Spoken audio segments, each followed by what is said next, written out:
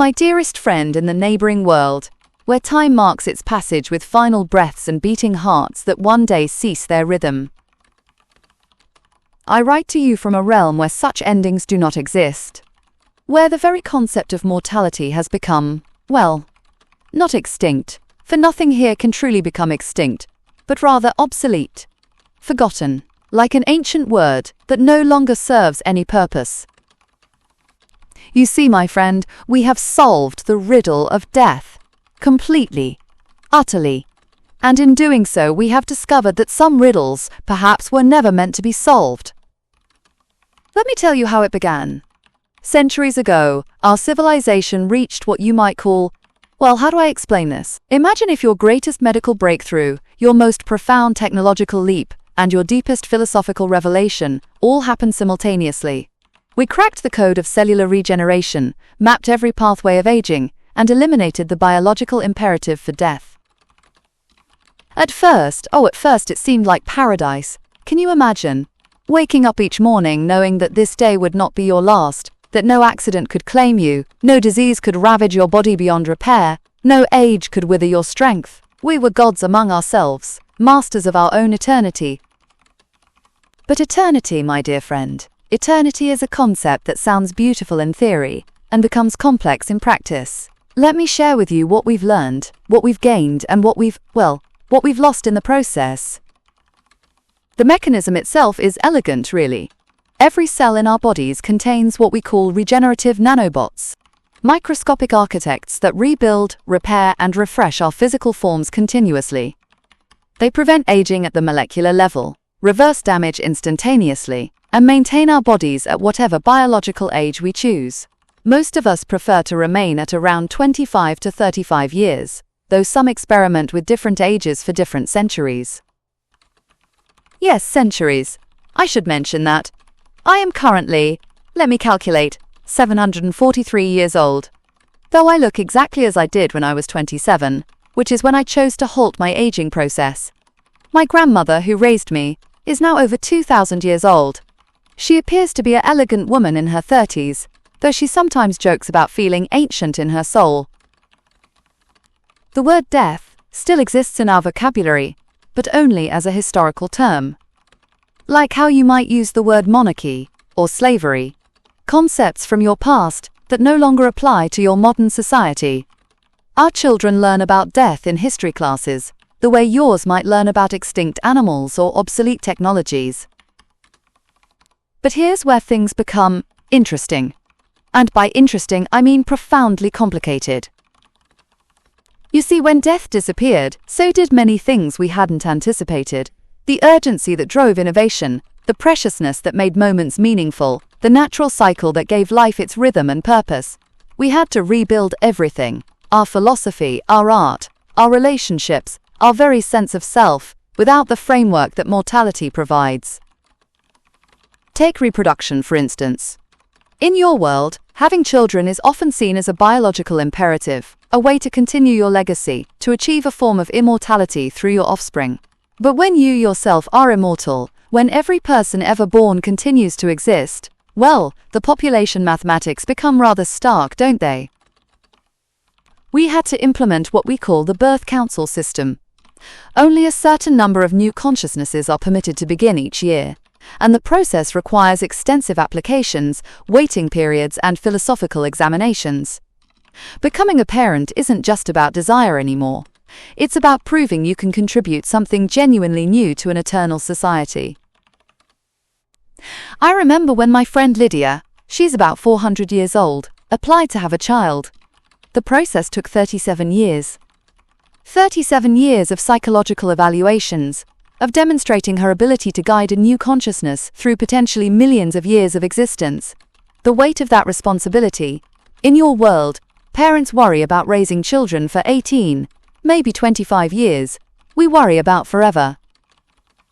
And the child, when they're finally born, enters a world where they are quite possibly the youngest person in their entire city, where their parents might decide after a few centuries to pursue other interests, where the nuclear family, as you know it, simply cannot exist because nothing nuclear can exist in an infinite system. This brings me to relationships. which have evolved in ways I think might fascinate and perhaps disturb you. When till death do us part is no longer a limiting factor, when does a marriage, a partnership, a friendship actually end?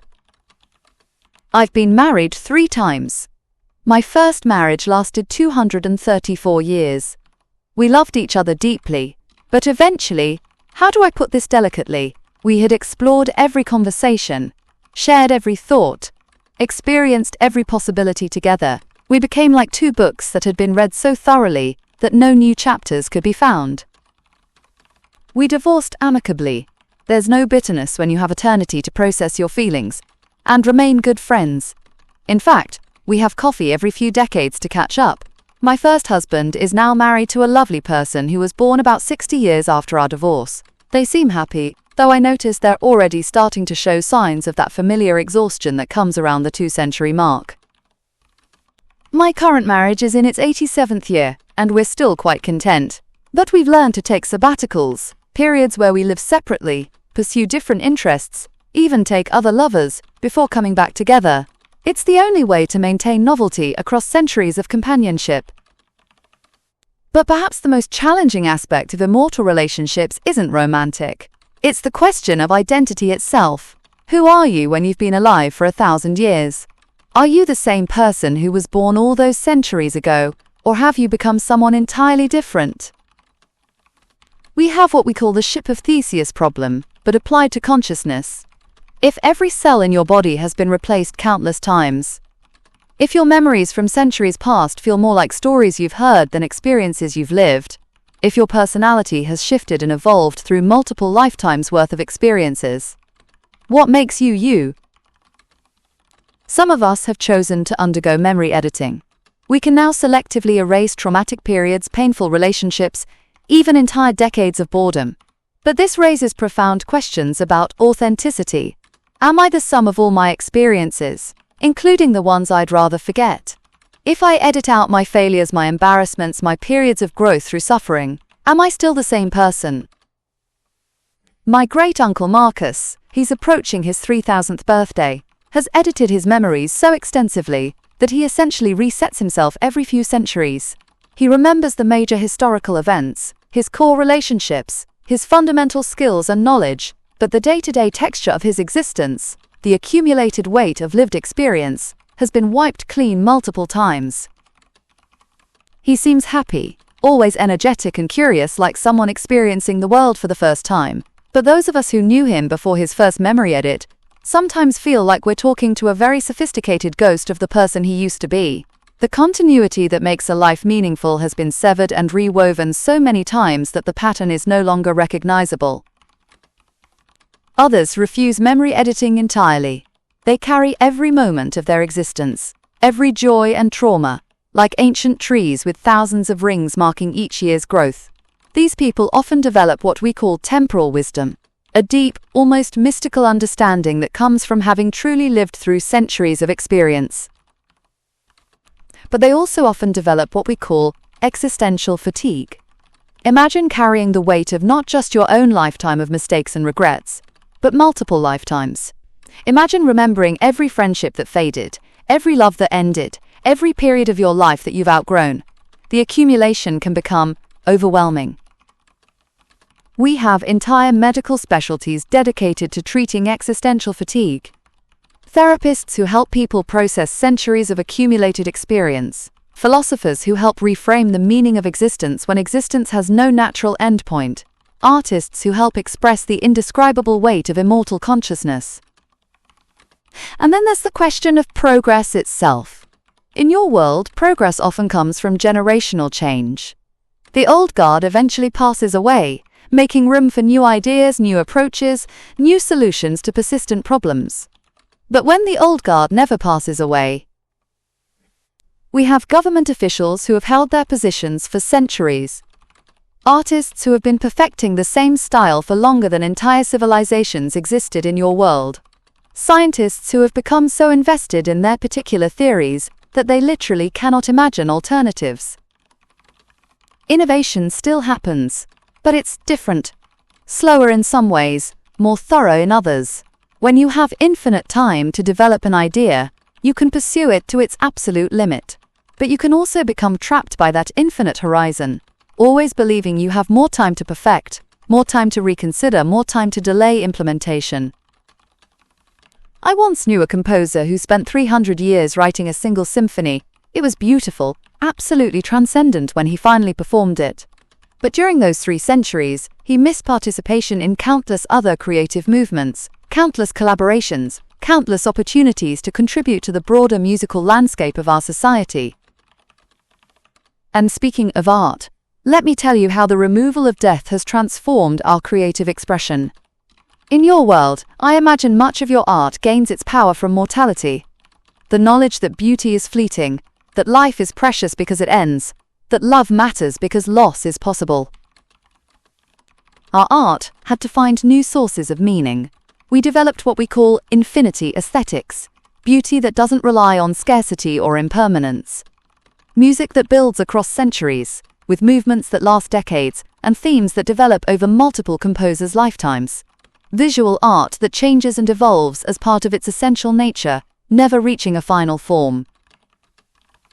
We have paintings that are centuries old but still being painted, with different artists adding layers across generations.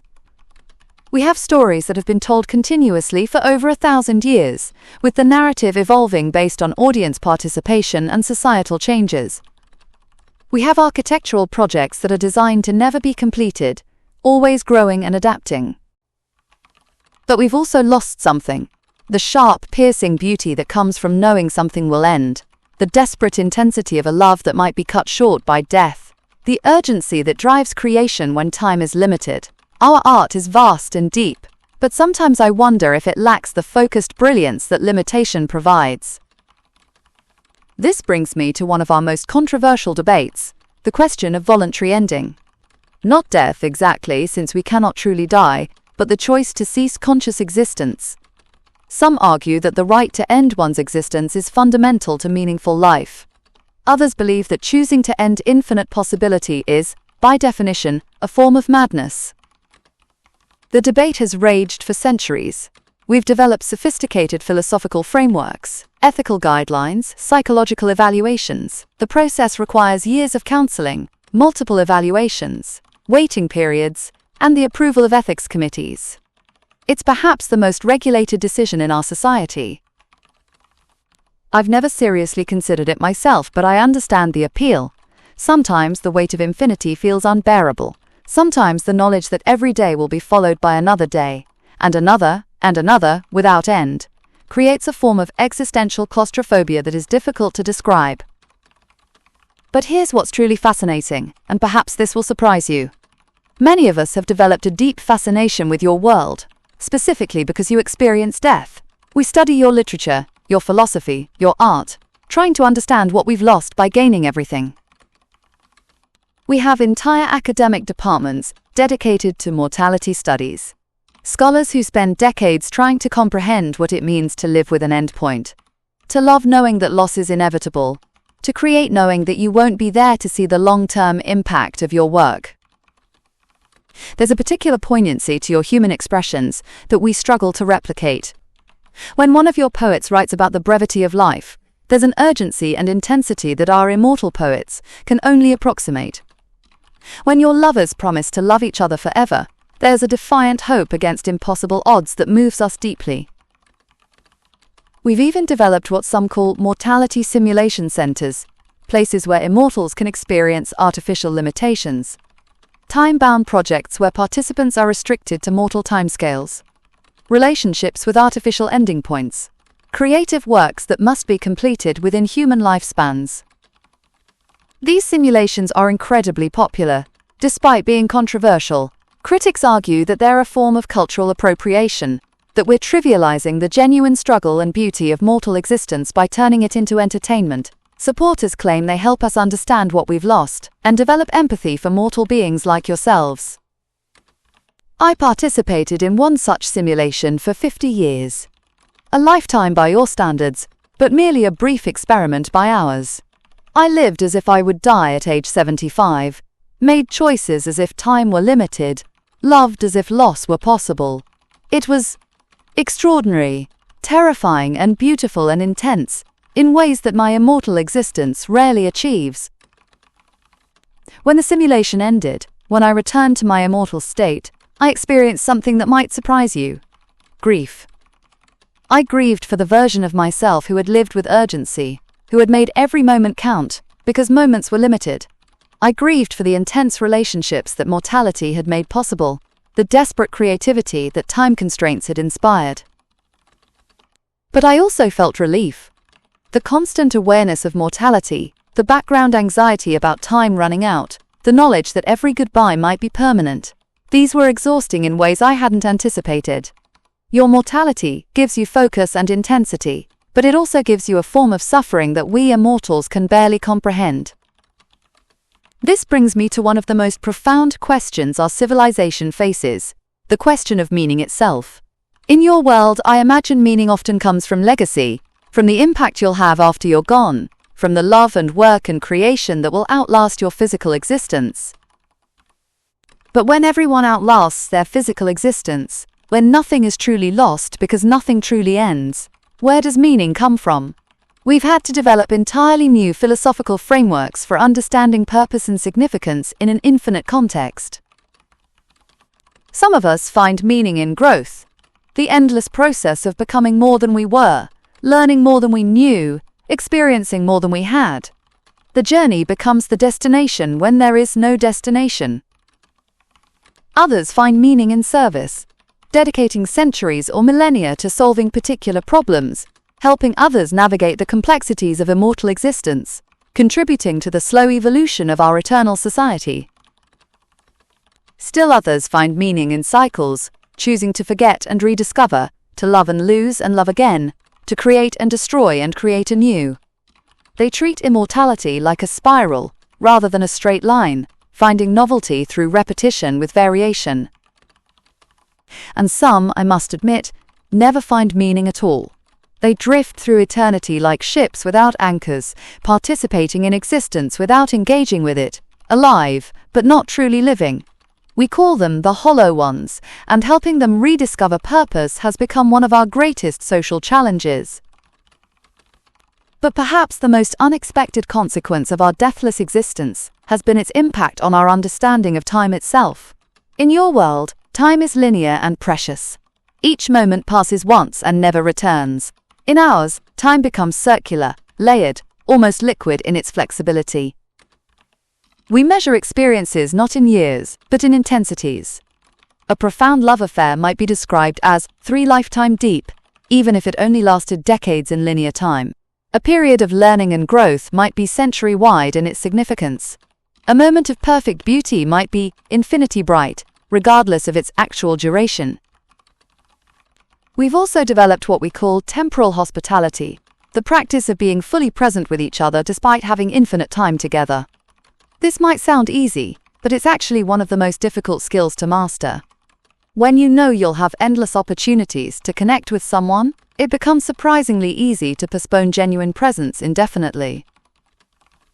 I remember learning this lesson painfully with my daughter. Yes, I was eventually approved to have a child, though that's a story for another letter. She's now approaching her 100th birthday, still young by our standards, and for her first 50 years, I kept thinking we had all the time in the world to really connect, to have the deep conversations that matter, to build the profound relationship I wanted with her. It took me decades to realize that having infinite time together didn't mean we had infinite opportunity for meaningful connection. Each moment still mattered, each conversation was still unique, each chance for intimacy was still precious. Not because it might be our last, but because it was irreplaceable in its particular configuration of circumstances, emotions, and readiness. This realization led to one of our society's most important cultural developments, the practice of chosen limitation. We deliberately create boundaries, deadlines, and endpoints not because they're necessary for survival, but because they're necessary for meaning. We might commit to mastering a skill within a specific time frame, not because we couldn't continue learning forever, but because the artificial constraint creates focus and urgency. We might promise to love someone for the next century, not because our love has an expiration date, but because the bounded commitment makes each day of that century more precious. We might dedicate ourselves to a particular cause or project for a defined period, then step back and allow others to continue the work. This isn't because we're abandoning our commitments, but because we've learned that indefinite commitment often becomes indefinite postponement. But here's what I find most interesting about your world from our perspective: your relationship with risk. In your mortal existence, risk carries the ultimate consequence. Death makes every choice meaningful, because every choice could, potentially, be your last. We, on the other hand, have had to completely reconceptualize courage and risk-taking. What does it mean to be brave when you cannot truly lose anything permanently? What does it mean to take risks when failure cannot have ultimate consequences? We've developed what we call meaningful stakes, artificial consequences that matter to us even though they don't threaten our existence. Social standing, creative achievement, the respect of people we admire, the successful completion of challenging projects. These become our substitutes for the ultimate stakes that mortality provides. But I sometimes wonder if we're missing something essential. Your heroes who face actual death to save others carry a weight of sacrifice that our heroes simply cannot match. Your lovers, who risk their hearts knowing that loss is possible and permanent, experience depths of vulnerability that our immortal relationships struggle to achieve. Your artists, who create knowing they may never see the full impact of their work, pour themselves into their creations with an intensity born of limitation. Our artists, who know they'll be around to tinker with their work indefinitely, sometimes lack that desperate urgency that produces transcendent art. This isn't to say that our existence is inferior to yours, simply that it's different in ways we're still learning to understand and navigate. We've gained infinite possibility but lost the focusing power of limitation. We've eliminated the ultimate fear but also the ultimate motivation. We've achieved perfect security but sacrificed meaningful risk. And this brings me to perhaps the most complex aspect of our existence: our relationship with suffering itself. In your world, suffering is often seen as something to be minimized or eliminated. Pain is bad, death is the ultimate evil, and much of your progress aims to reduce both. But we've learned that suffering, like death, might serve purposes that aren't immediately obvious. Without the possibility of real loss, our joys lack contrast. Without the risk of real pain, our pleasures become mundane. Without the knowledge that this happiness might end, our contentment becomes, well, background noise. We've had to artificially recreate the conditions that make emotions meaningful. We choose to make ourselves vulnerable. Even though vulnerability is no longer necessary for survival, we create challenges and obstacles, even though we could theoretically live in perfect comfort forever. Some of our philosophers argue that we've become addicted to artificial suffering because we miss the authentic suffering that mortality provides. Others claim that all suffering is artificial once you achieve the power to eliminate it, and that choosing meaningful challenges is the height of wisdom. I find myself somewhere in between these positions. I believe that challenge and difficulty are necessary for growth, and that growth is necessary for meaning, even in an immortal existence. But I also recognize that the challenges we create for ourselves will always be different from the challenges that existence imposes naturally. This difference became particularly clear to me during what we call the Great Stagnation, a period of about 3 centuries when our civilization seemed to lose its drive for progress and innovation. With death eliminated, with material needs satisfied, with infinite time available, many of us simply stopped trying. It wasn't depression, exactly. It was more like a collective exhale, a sense that we had achieved everything worth achieving and could now rest indefinitely. Art became repetitive. Science became incremental, relationships became comfortable but passionless. The solution came from an unexpected source: our children. The younger members of our society, those born after death had been eliminated, who had never experienced mortality but somehow understood its absence, began to rebel against the stagnation by creating artificial mortality. They formed communities with strict time limits, relationships with predetermined endings, projects with genuine failure conditions. They chose to live as if they were mortal, not through simulation, but through commitment to limited timeframes and meaningful consequences. Their movement, which they called voluntary finitude, initially horrified us older immortals. We had worked so hard to eliminate limitation and endings, and here were our children embracing them voluntarily. But gradually, we began to see the wisdom in their approach. They had realized something we had missed, that infinity without limitation is not freedom but paralysis. That endless possibilities without deadlines become no possibilities at all. That immortality without mortality becomes not life, but mere existence. This brings me to one of the most intriguing aspects of our correspondence across parallel worlds, the possibility that each universe exists to teach the others about what they've lost in what they've gained. You, in your mortal world, might envy our freedom from death, our infinite time for growth and discovery, our ability to perfect ourselves across centuries of existence. But perhaps you can also see, through my words, what that immortality has cost us in urgency, intensity, and meaning. We, in our deathless realm, envy your mortality more than you might imagine. We study your literature of loss, your poetry of parting, your songs of love that defies time's passage. We marvel at the way your limited existence creates such focused beauty, such desperate creativity, such profound connection. Neither existence is perfect. Both carry their own forms of suffering and their own opportunities for transcendence. Perhaps wisdom lies not in achieving immortality or in accepting mortality, but in understanding how each condition creates its own unique possibilities for meaning and growth.